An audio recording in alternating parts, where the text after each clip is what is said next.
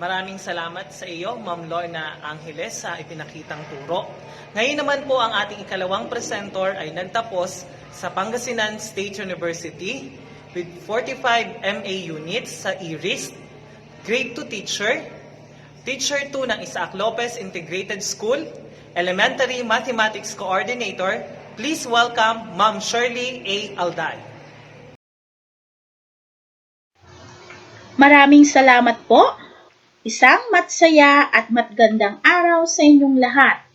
Welcome sa ating Project SOAR series of online academic review in mathematics grade learning modules. Muli, ako si Teacher Shirley A. Alday ng Isaac Lopez Integrated School, ang inyong math buddy sa advanced lesson ng Mathematics Grade 2, Week 6. Mandunong kids, learning partner, handa na ba kayo? Kasi si teacher handang-handa na. Tara, umpisahan na natin.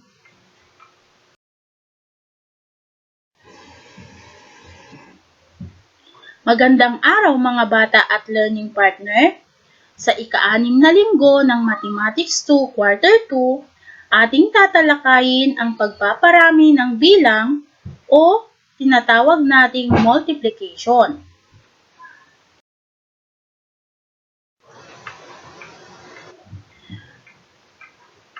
Mayroon tayong 4 na paksa sa panimula ng ating aralin sa multiplication. Ito ay ang pagpapakita o pagsasalarawan at pagsulat ng kaugnay na equation ng multiplication gamit ang una, paulit-ulit na pagdaragdag o multiplication as repeated addition. Ikalawa ay ang counting by multiples o multiplication using multiples. Ikatlo ay ang array o multiplication using arrays. At ang panghuli ay magkakapantay na talon sa number line o multiplication using equal jump in a number line.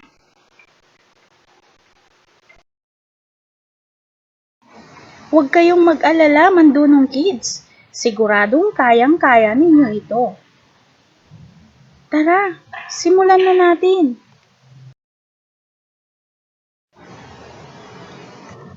Unahin natin ang pagpaparami ng bilang gamit ang paulit-ulit na pagdaragdag o multiplication as repeated addition. Bata, ating munang basahin ang suliranin. Bumili si Lucky ng 3 kahon ng ballpen. Bawat kahon ay may tig-5 ballpen. Ilan lahat ang ballpen? Tingnan ang larawan mga bata. Ngayon, ating kumpletuhin ang chart sa ibaba upang maipakita natin ang multiplication sentence gamit ang paulit-ulit na pagdaragdag. Ating sagutin ang unang katanungan. Ilang kahon ng ballpen ang binili ni Lucky? Bilangin nga natin mga bata. 1, 2, 3. Tama. Bumili si Lucky ng 3 kahon ng ballpen. Ngayon, para naman sa ikalawang katanungan. Ilang ballpen mayroon sa isang kahon? Ulitin ko, ilang ballpen mayroon sa isang kahon? Mahusay! Bawat kahon ay may tig-5 ballpen. Ngayon mga bata, atin namang ipakita ang pagpaparami ng bilang gamit ang paulit-ulit na pagdaragdag or repeated addition. Ating pagsasama-samahin ang bilang ng ballpen sa bawat kahon. 5 plus 5 plus 5 equals ilan lahat mga bata? Tama, 15. Merong 15 or 15 ballpen lahat si Lucky. Ulitin natin ang paulit-ulit na pagdaragdag or repeated addition. 5 plus 5 plus 5 equals 15. Ngayon, alamin naman natin ang kaugnay na pangungusap ng pagpaparami o multiplication sentence. Ilang kahon nga ulit ng ballpen ang binili ni Lucky? 3. Magaling. Ang 3, yung 3, ay tinatawag nating multiplier. Times, ilang ballpen mayroon sa isang kahon? Magaling, mahusay. 5. Bawat kahon ay may tigli-5 ballpen. Equals, ilan lahat ang sagot? Tama, 15 or 15. Meron tayong 15 ballpen. Si Lucky ay meron siyang 15 ballpen. So, ang multiplication sentence niya ay 3 times 5 equals 15. Mga bata, ating alamin ang bahagi ng multiplication sentence. 3 times 5 ay 15. Kapag ang multiplication sentence ay isinulat natin ng pahiga, narito ang kanyang bahagi. Maunang isinusulat ang multiplier. 3 times 5. Ito yung ating multiplicand.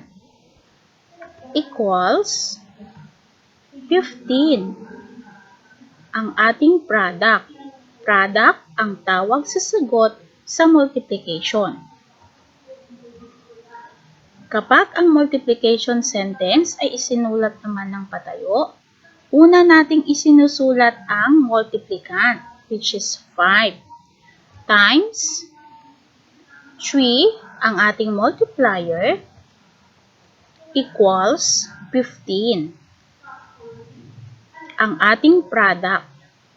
Ulitin ko, ang product ay tawag sa sagot sa multiplication. Balikan natin ang ating suliranin. Sa repeated addition ay paulit-ulit na idinaragdag ang multiplicand ayon sa kanyang multiplier. So, ang multiplicand natin ay 5, idadagdag natin ng 3 beses, kaya magiging 5 plus 5 plus 5 equals 15. Ito yung kanyang repeated addition. So, 3 set o pangkat ng tigli 5 ay 15. Nakuha ba mga bata? Ngayon mga bata, magkakaroon tayo ng isang pagsasanay. Para sa ating panuto, sumulat ng kaugnay na equation sa sumusunod na repeated addition. Handa na ba kayo mga bata?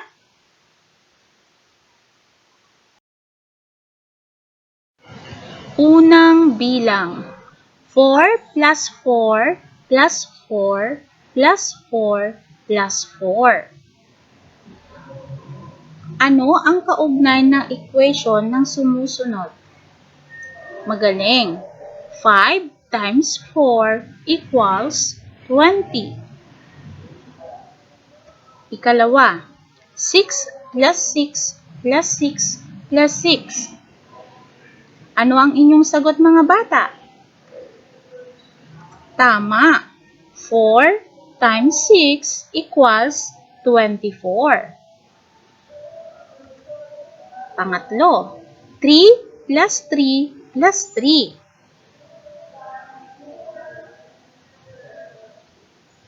Ano ang sagot ninyo?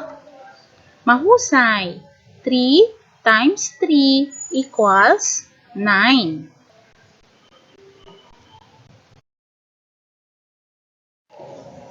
Para sa ikaapat na bilang, 9 plus 9 plus 9 plus 9 plus 9 plus 9. Alam niyo na ba ang sagot mga bata?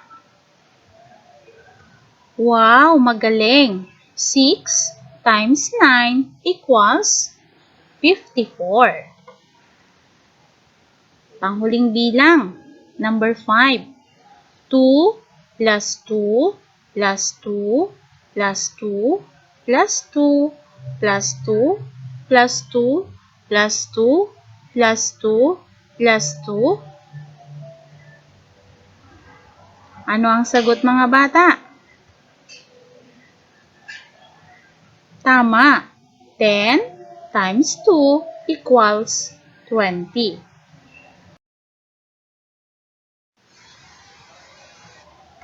Dumako naman tayo sa pagpaparami ng bilang gamit ang array o multiplication using an array.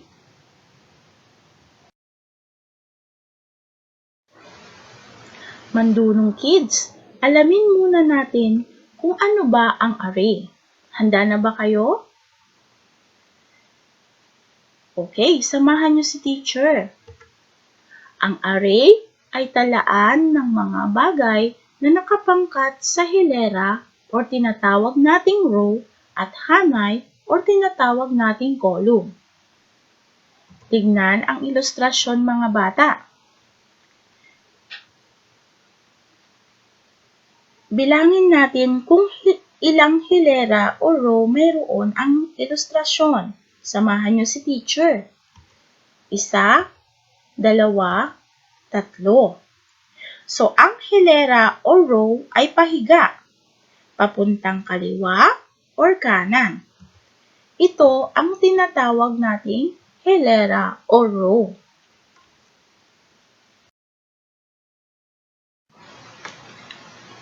Ngayon mga bata, alamin naman natin kung ano ang tinatawag na hanay o column. Balikan natin ang ilustrasyon. Pagmasdang mabuti mga bata. Ngayon, samahan si teacher na bilangin kung ilang hanay o column mayroon ang ilustrasyon. Handa na ba kayo? Mahusay. Bilangin natin. 1, 2, 3, 4, 5, 6. Ang larawan ay mayroong tinatawag na 6 na hanay o column. Ang hanay naman o column ay patayo na maaaring pataas or pababa. Naintindihan ba mga bata? Alam niyo na ba ang pagkakaiba ng hilera sa hanay? Mahusay kung ganun.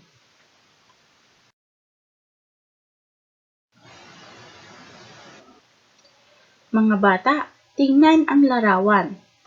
Pagmasdang mabuti, mayroong 3 na hilera o rows at sa bawat rows ay may tig-6 na bilog. Bilangin natin ang hilera, 1, 2, 3. Bilangin naman natin kung ilang bilog mayroon sa bawat hilera. 1, 2, 3, 4, 5, 6. Bawat hilera ay may tig-6 na bilog. Tandaan mga bata, ang bilang ng hilera o row ay ang ating multiplier at ang bilang ng hanay o column ay ang ating multiplicand. Ngayon, ay isulat natin ang multiplication equation para sa array na ito. 3 hilera o row times anim na hanay o column equals, ano ang sagot mga bata? Tama, 18.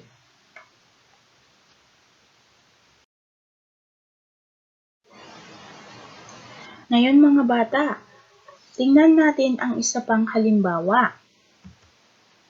Pagmasdan ng larawan, ilan kayang hilera meron ang larawan?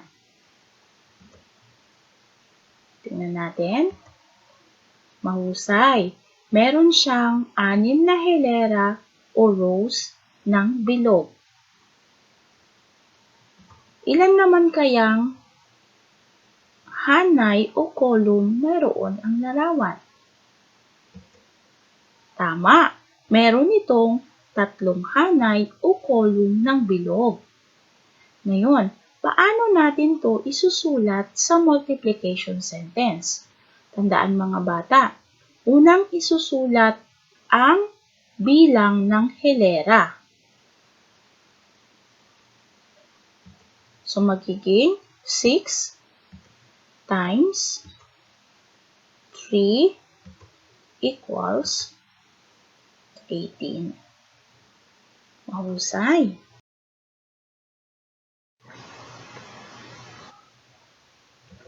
Dumako naman tayo sa pagpaparami ng bilang gamit ang multiples o multiplication using multiples.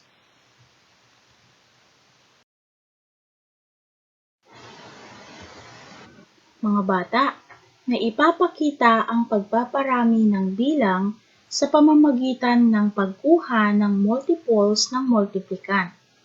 Magsisimula ito sa bilang ng multiplicand hanggang sa marating nito ang bilang na nakasaad sa multiplier. Ginagamitan ito ng skip counting or laktawang pagbilang. Ngayon, sagutin natin ang multiplication equation na ito. 3 times 3 equals blank. Ang ating multiplicand ay ang bilang na 3. Kunin natin ang multiples nito. Gawin natin ang skip counting by 3. 3, 6, 9. Titigil na tayo sa bilang na 9 dahil hanggang 3 lang ang multiplier natin. Kaya ang sagot, 3 times 3 equals 9.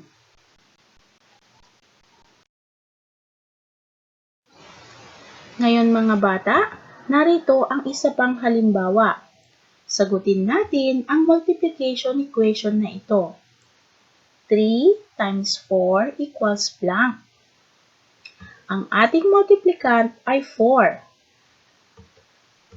Kunin natin ang multiples nito. Gawin natin sa pamamagitan ng skip counting by 4 or laktawang pagbilang. Simulan na natin. 4, 8, 12, 16, 20, 24, 28, 32, 36, 40. Lahat ng yan ay multiples ng 4. Subalit, titigil tayo sa bilang na 12 dahil hanggang 3 lang ang multiplier natin. Kaya, ang sagot sa 3 times 4 equals 12. Naunawaan ba mga bata? Mahusay kung ganon. Madadalian na kayo sa ating mga susunod na pagsasanay. Meron pa tayong isang pagsasanay mga bata. Para sa ating panuto, bilugan ang multiples ng 4. Handa na ba kayo? Okay, tingnan natin. 4 Susunod, 8. Galing. Susunod, 12. 16. Mahusay. 20. 24. 28. Ang gagaling, mga bata. 32. 36. Ano pa? 40. 44. Very good. At 48. Mahusay. Ang gagaling. May kasunod pa ba? Wala na. Kasi hanggang 50 lang ang ating bilang. So, ulitin natin. Ang multiples ng 4 ay 4, 8, 12, 16, 20, 24, 28, 32, 36, 40, 44, at 48.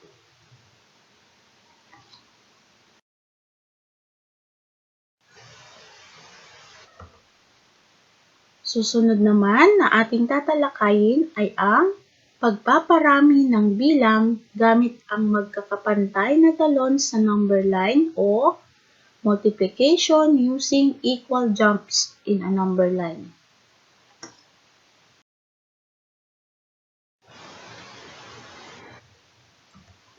Sa paggamit naman ng number line, sisimulan ang pagbilang mula 0. Ang bilang sa multiplicand ang nagsasabi kung ilang bilang ang nasa pagitan ng bawat lundag.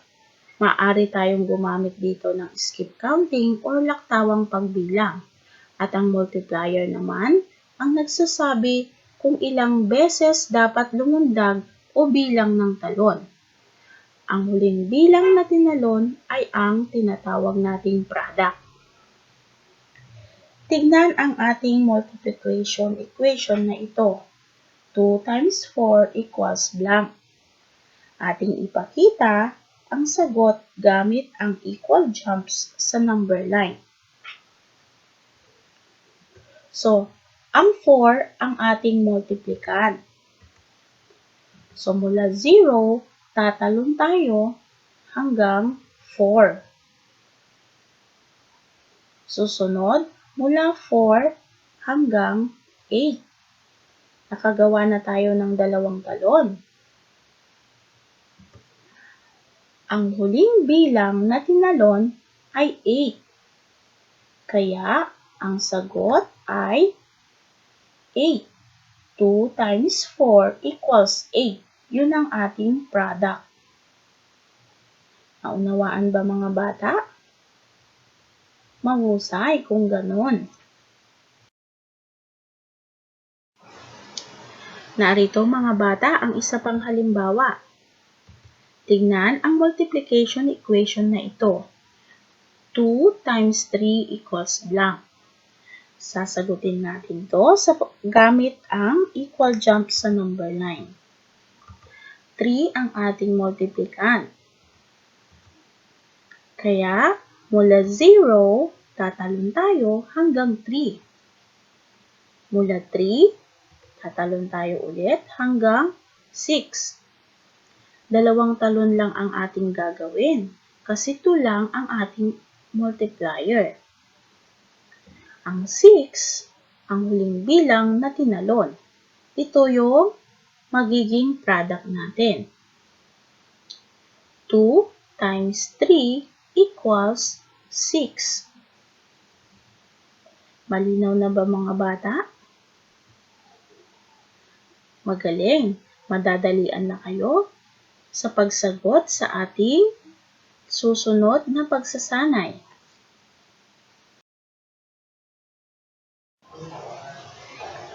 Ngayon mga bata, tignan ang pagsasanay sa inyong activity sheets.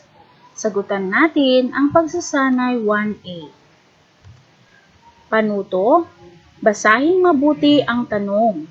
Piliin ang letra ng tamang sagot.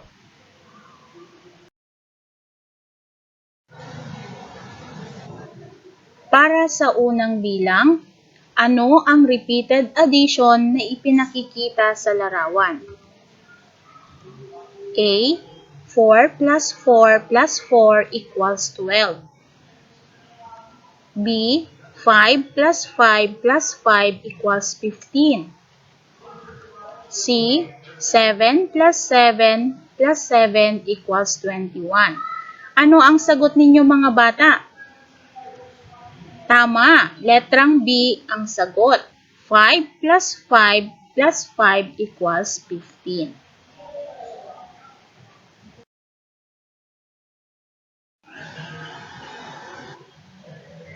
Para naman sa ikalawang bilang, ano ang katumbas na multiplication sentence ng paglalarawan ng magkakapantay na talon sa number 9? Ulitin ko, ano ang katumbas na multiplication sentence ng paglalarawan ng magkakapantay na talon sa number 9? A. 3 times 4. B. 4 times 3. C. 4 times 2. Ano ang inyong sagot mga bata? Magaling! Letrang A ang sagot.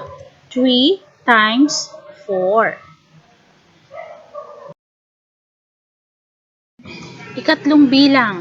Ano ang katumbas na multiplication sentence ng paglalarawan ng magkakapantay na talon sa number 9? A. 2 times 7. B. 7 times 2. C. 7 times 7. Mahusay mga bata. 2 times 7 ang sagot, letrang A.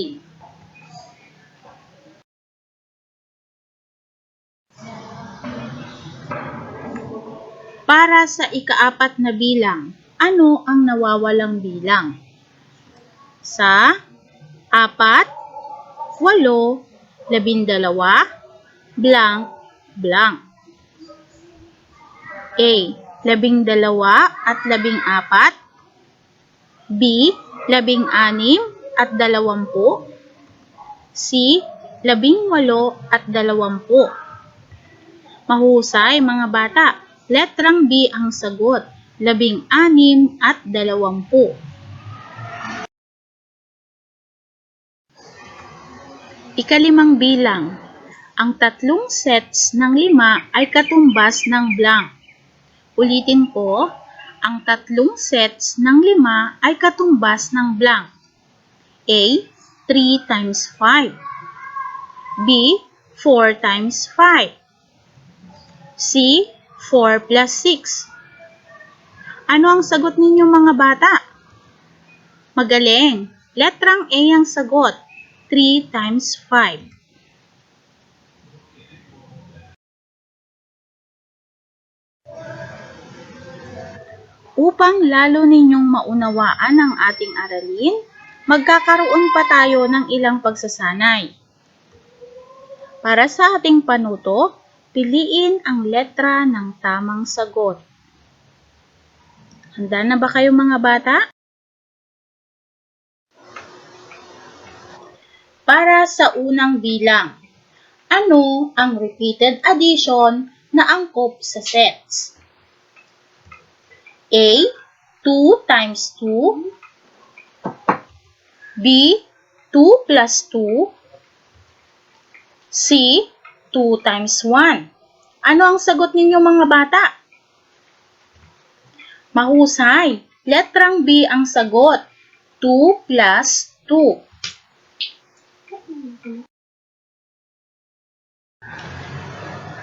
Para naman sa ikalawang bilang, ang 4 plus 4 equals 8 ay katumbas ng multiplication sentence na blank. Ulitin ko, ang 4 plus 4 equals 8 ay katumbas ng multiplication sentence na blank. A. 2 times 4 equals 8. B. 4 times 2 equals 8. C. 4 plus 4 equals 8. Mahusay mga bata. Letrang A ang sagot. 2 times 4 equals 8. Very good.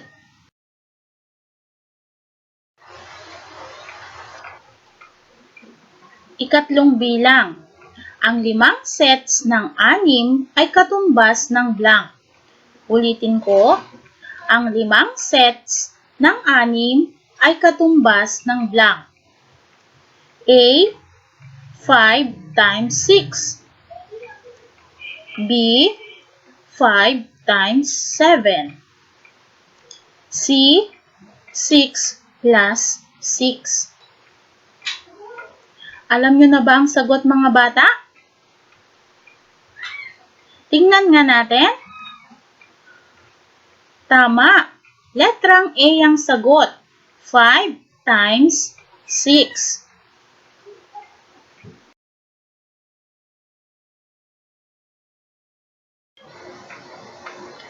Dumako naman tayo sa ika-4 na bilang. Ang 3 times 5 sa repeated addition ay blank. Ulitin ni teacher, ang 3 times 5 sa repeated addition ay blank. A. 5 plus 5 plus 5. B. 10 plus 10 plus 10. C. 2 plus 10. Ano ang sagot mga bata? Tignan nga natin. Magaling. Letrang A ang sagot. 5 plus 5 plus 5.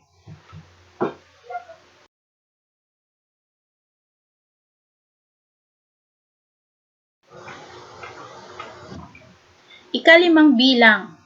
Ano ang wastong sagot sa 3 times 5? Ulitin ni teacher. Ano ang wastong sagot sa 3 times 5? A. 15. B. 25. C. 30. Ano ang sagot mga bata? Tama. Letrang A ang sagot. 15.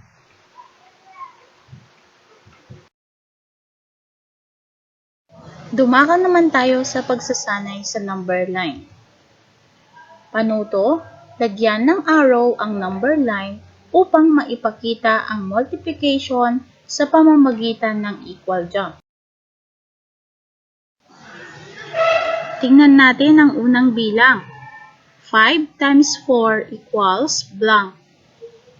Pakita natin gamit ang number line.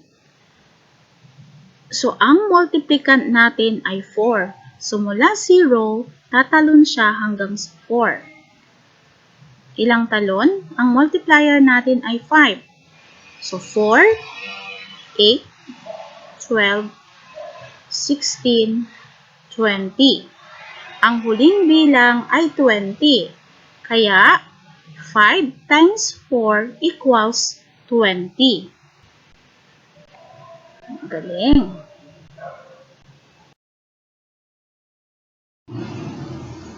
Ikalawang bilang. 5 times 6 equals blank. Pakita natin gamit ang number line. So, ang multiplicand natin ay 6. Mula 0, tatalon siya hanggang sa 6. So, 6, 12, 18, 24, 30. Nakagawa na tayo ng 5 talon. Ang huling bilang ay 30. So, 5 times 6 equals 30.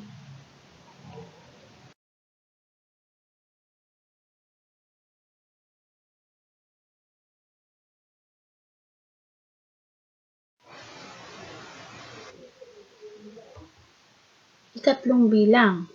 5 times 5 equals blank. Pakita natin gamit ang number line. So, ang multiplicand natin ay 5. Kaya mula 0, tatalon tayo hanggang 5. Gagamit tayo ng skip counting. 5, 10, 15, 20, 25. Nakagawa na tayo ng 5 talon kasi 5 ang ating multiplier. So, ang huling bilang na kanyang tinalon ay 25. Kaya, 5 times 5 equals 25.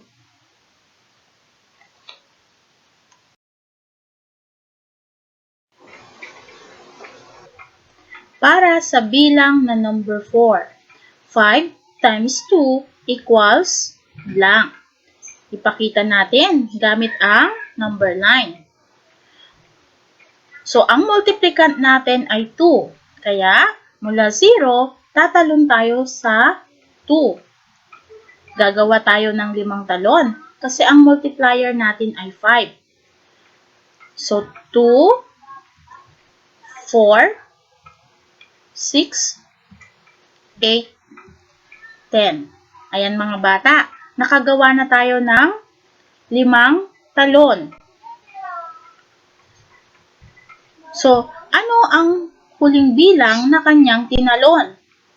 Tama, sa 10. Kaya, 5 times 2 equals 10. Magaling mga bata.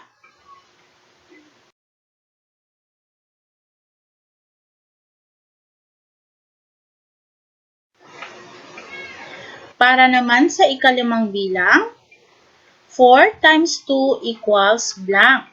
Ipakita natin gamit ang number line. So, ang multiplicand natin ay 2. Kaya mula 0, tatalon tayo hanggang 2. Gagawa tayo ng 4 na talon kasi ang multiplier natin ay 4. So, 2, 4, 6, 8. So, ang huling bilang na kanyang tinalon ay 8. Kaya, 4 times 2 equals 8. Magaling mga bata. Naunawaan nyo na ang paggamit ng equal jump.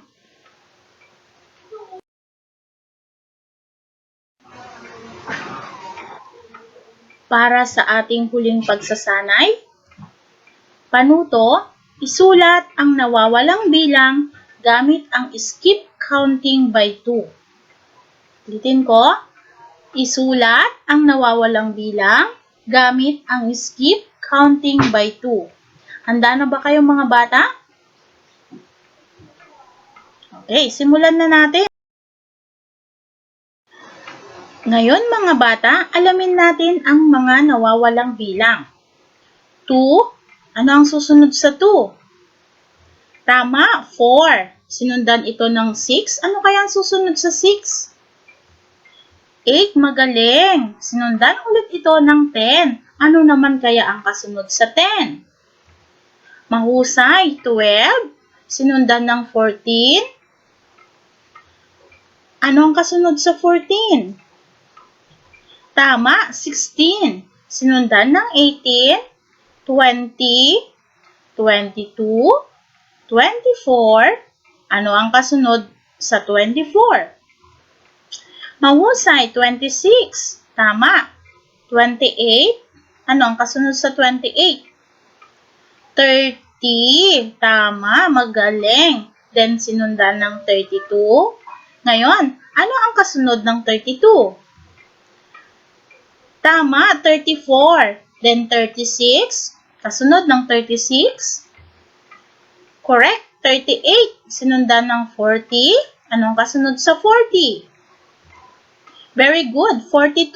Sinundan ito ng 44. Ano ang kasunod ng 44?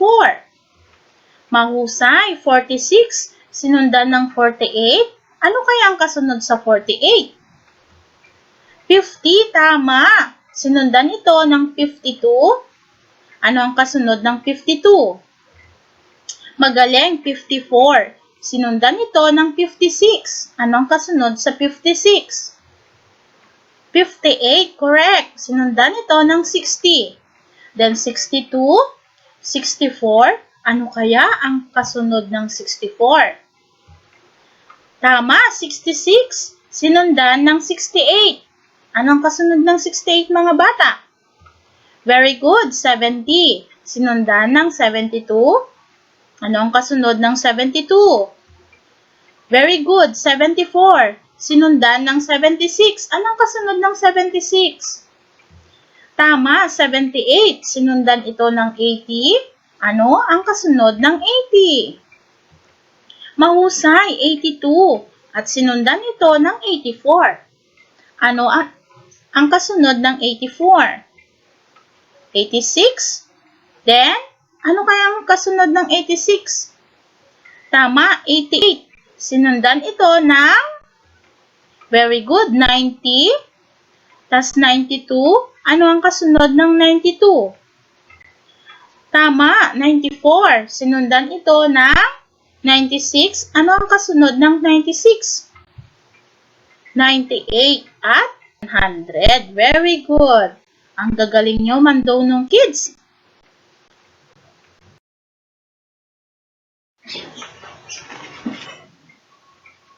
Ayan mga bata, sana'y nakatulong sa inyo ang ginawa nating pag-aaral para sa advanced lesson ng Mathematics Grade 2, Week 6 para sa ikalawang markahan.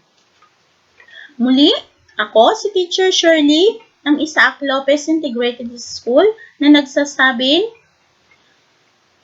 matsayang mag-aral tayo ng matuto. Maraming salamat sa inyong panonood at pakikinig. Bye everyone! God bless!